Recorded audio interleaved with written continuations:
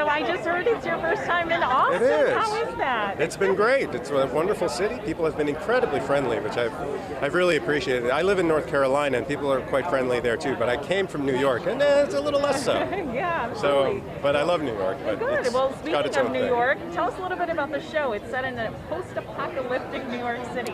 Well, it's set in a post-Civil War New York City, and what we're showing is how people have taken up the pieces from that and have managed to forge a new sort of civilization in the remains of this abandoned area in the demilitarized zone of Manhattan. So we're really looking at sort of the continuation of a story that follows the immediate breakout of the war.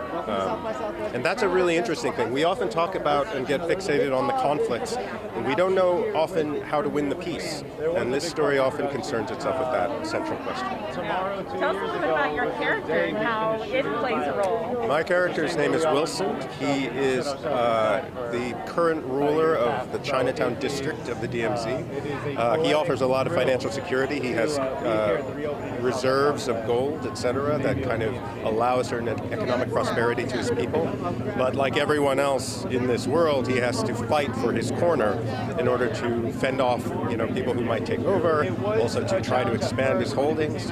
But he's unique in the sense that we see through him the lens of a person who's had to reinvent himself in these new circumstances and has decided to seize power and leave the husk of his old self behind. What do you want people to take away from the show when they watch it? What I hope they'll take away, even though the show deals with very serious and heavy topics, I hope that they'll take away that there's always a movement forward, that we can choose to construct the future that we want, and that we don't have to be polarized into a false dichotomy of this or that there's always a new avenue to explore. That is particularly represented in the journey of Rosario's character, Alma, and so I really hope she's done such wonderful work. I hope people will come along for the ride with her.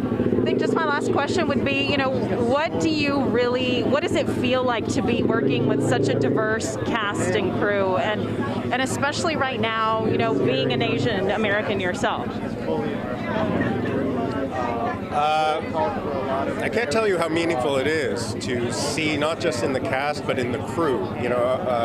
Ava's mission is to diversify the entire industry, to show up on set on those first few days and to see people of color in every possible role was incredibly moving.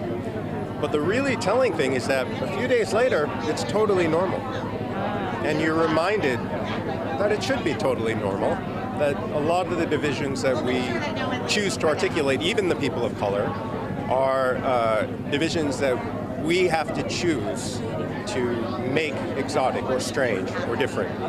But once people are exposed to it, I think they'll be shocked in themselves at how little it actually matters and how transparent it becomes. So for people that are perhaps, a little bit concerned about what they consider to be non-traditional casting, it's like, well, that depends on what angle you're coming from.